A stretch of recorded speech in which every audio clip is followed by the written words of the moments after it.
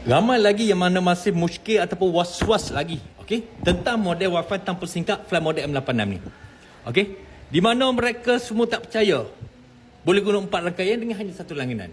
Dan untuk teknik penggunaan model Wi-Fi ni simple saja. Sampai ke anda, okey.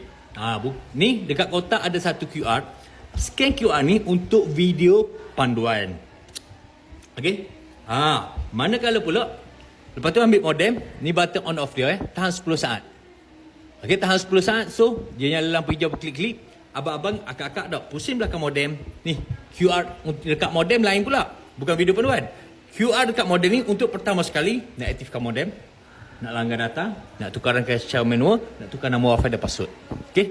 Lepas tu nak tengok data penggunaan kita. Okey. Jadi pengguna Android pakai Chrome scan guna Chrome. Okey. Kalau pengguna IP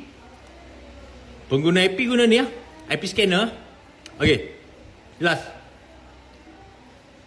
Yang mana asal lagi guna hotspot pakai bang, memang sesuai. Maaf, telefon buruk sikit geng. Okey. Tekan tak? Terus keluar dekat portal Fly Modem. Bila keluar macam ni je, abang-abang akak-akak boleh terus connect Wi-Fi sehingga 10 device.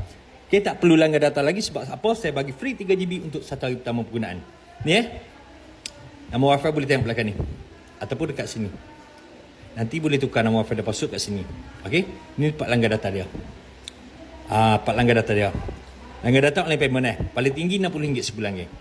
Okay, terima. Manakala pula, okay, bak rangkaian, model ni tak payah pakai SIM card.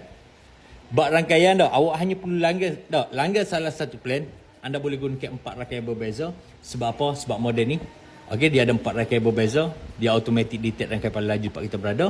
Pertama, kedua, kita boleh tukar rangkaian secara manual. Jadi, mana pun minat, terus dapatkan sekarang.